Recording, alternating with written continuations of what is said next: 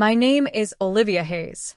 And if someone had told me years ago that I would one day be the owner of the very building where my parents live, I would have laughed, maybe even cried. Because back then, the thought of power, control, or even justice felt impossible. This morning, I stood by the floor-to-ceiling window of my penthouse office, sipping coffee that had gone lukewarm, staring at the skyline of New York City.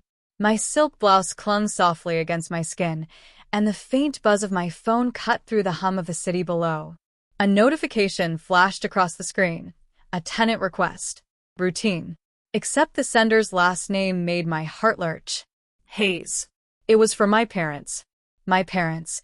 The same people who once sold off the only piece of property I had inherited, dismissing my protests as childish, saying, "You'll understand one day." Irony has a cruel sense of humor, doesn't it? They live here now, under my roof, paying rent to me. And yet, I've never told them. Not really. The message was simple. Can we meet with the landlord? There's something we need to discuss about the building.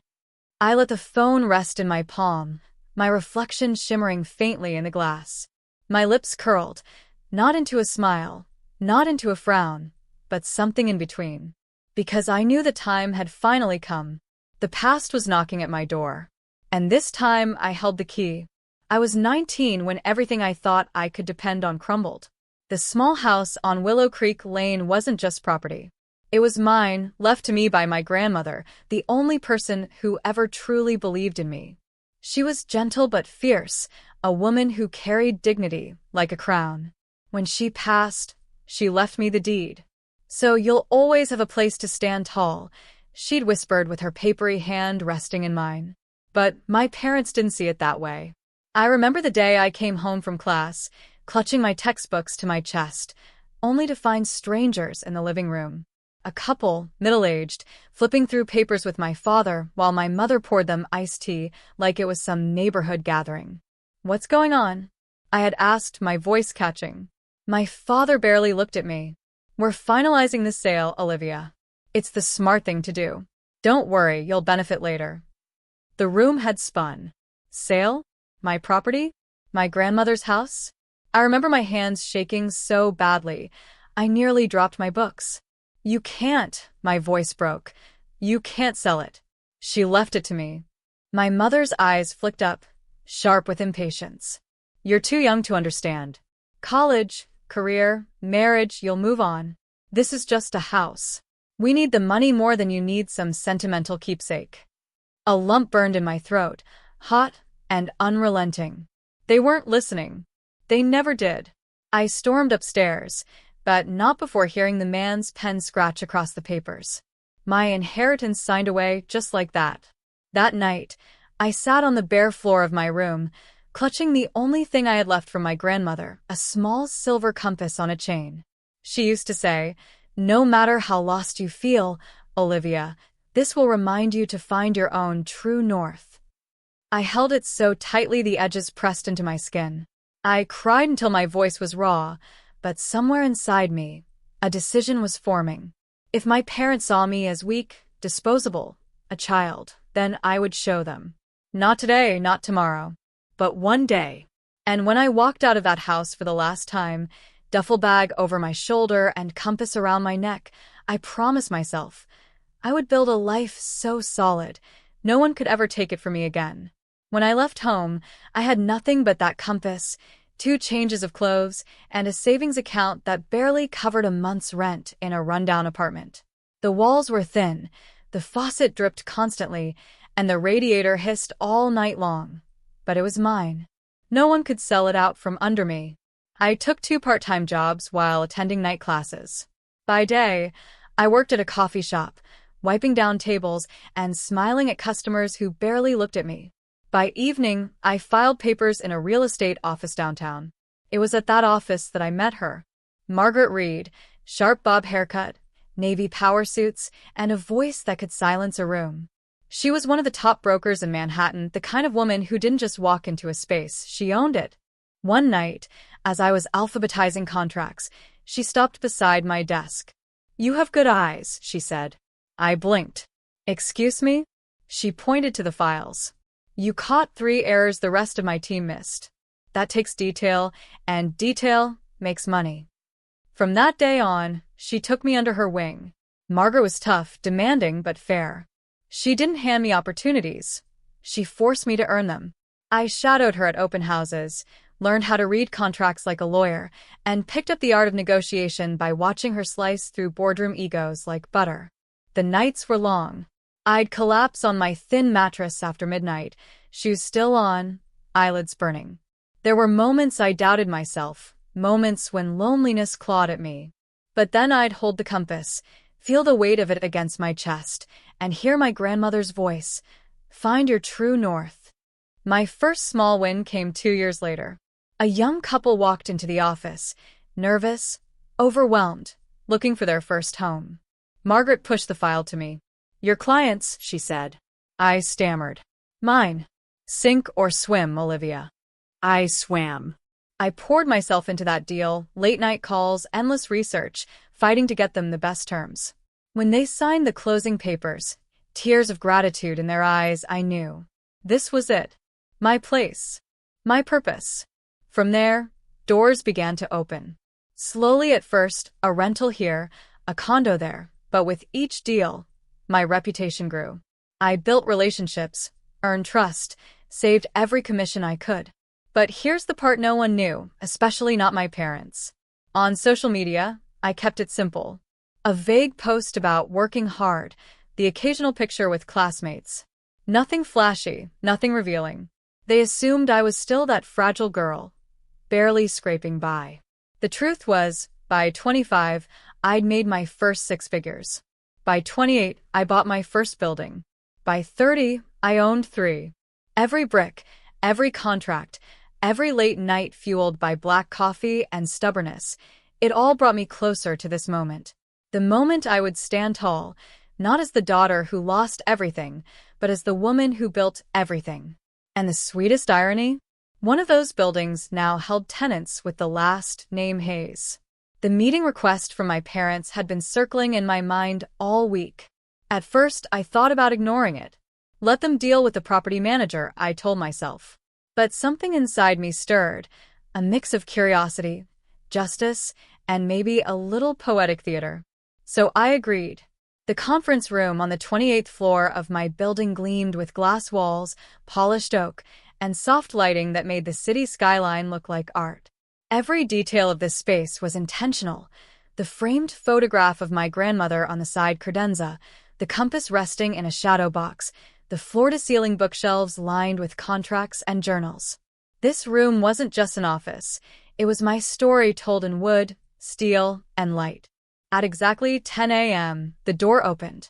My mother stepped in first, her heels clicking on the marble floor, her eyes darting across the room with the sharpness of someone already judging. My father followed, heavier now, his once commanding presence dimmed by years of stubborn pride. They looked around expectantly. "Where's the landlord?" my father asked, adjusting his tie as though preparing for battle. I stood from behind the table, smoothing my blazer. "You're looking at her." For a moment, silence. Their faces didn't register what I'd said. Then, like slow-moving dominoes, the truth sank in. My mother blinked rapidly. "What do you mean?" I stepped closer, my heels clicking softly. "This building, the one you live in, the one you just requested a meeting about, it belongs to me. I'm your landlord." My father's mouth opened, then closed. His eyes darted toward the leather chairs, the art on the wall, the skyline stretching behind me. He looked like a man grasping for words, but finding none. "You can't be serious," my mother finally whispered, her voice caught between disbelief and something sharper. "Oh, I'm very serious," I said, my tone calm but firm. "Do you remember the house on Willow Creek? The one you sold out from under me? That was my starting line. You took it away. And this," I gestured to the room, to the skyscraper pulsing with life beyond us, "this is what I built instead." The weight of the revelation pressed into the silence. My father's hand trembled slightly as he gripped the back of a chair. My mother's lips pressed into a thin line, the kind she used to make when I dared to challenge her as a teenager. "Olivia," my father began, his voice uncertain. We didn't know. No. I cut him off. You didn't want to know. You decided what was best for me. You dismissed me. And now, here we are. I let them sit with it, the truth echoing louder than any raised voice. Finally, my mother sank into a chair, her perfectly manicured nails tapping against the table. So what now? You expect us to just accept this? I leaned forward, my palms pressing into the polished wood. No. I expect you to respect it. For the first time in my life, you don't get to control me. I control the roof over your head. Their eyes widened. Shock. Shame. Maybe even fear. But for me, it wasn't about revenge. It was about closure, about finally reclaiming the power they had taken from me so long ago. And in that conference room, with the city glittering behind me, I knew they understood. The daughter they once underestimated was gone. In her place stood the woman who owned their home, their security, their reality. For a long moment, none of us spoke. The air in the room was thick, charged, like the seconds before a summer storm breaks. My father finally broke the silence, his voice low. So, what happens now? I studied him. The man who once told me dreams were impractical, who dismissed my tears as childish drama, who signed away my future with a single pen stroke. And yet, here he was, asking me what came next. I'm not here to humiliate you, I said, my tone steady. But I am not the same girl you ignored years ago. If you want to stay in my building, there are conditions. My mother bristled. Conditions? Olivia, we're your parents. I held up a hand, cutting her off. Exactly. You're my parents. Which means the hurt runs deeper. Which means the healing has to, too. I took a breath, then laid it out.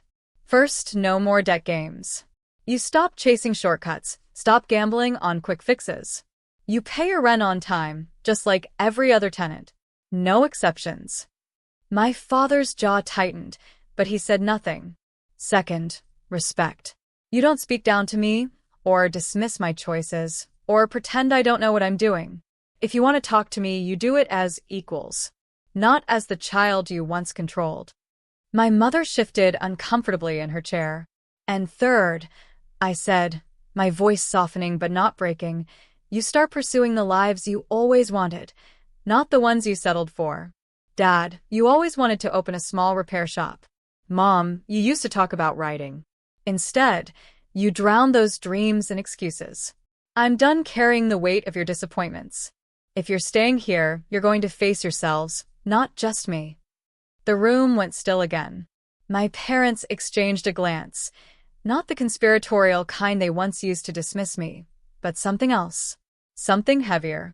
This is the lot, my father muttered. So was losing the only home I had. I replied, my voice even. I leaned back, letting them see the calm in my posture. I don't hate you, but I won't let you use me. You'll live here under my terms, not yours. And maybe, just maybe, this can be a new start. For all of us. For once, my parents had no retort. No cutting remark. No dismissal. Just silence, and the quiet understanding that the power had shifted. Not out of cruelty. Not out of vengeance. But out of the balance that comes when truth finally takes its rightful place. The weeks that followed were strange, almost surreal. For the first time, my parents kept their distance. No angry phone calls, no dismissive comments. Just quiet. Rent came in on time. Every month, without excuses. Sometimes I saw my father in the courtyard, hunched over a notebook, sketching out plans for the small repair shop he once dreamed of. My mother began carrying a leather-bound journal with her, scribbling in it during afternoons on the balcony. They weren't sudden miracles. They were small shifts. But small shifts have a way of adding up. One evening, as I walked past their unit, I heard my mother reading aloud. Her words were halting but beautiful, like a bird testing its wings after a long winter. My father listened quietly, nodding, not interrupting. For the first time in years, they looked lighter. And me? I had changed too.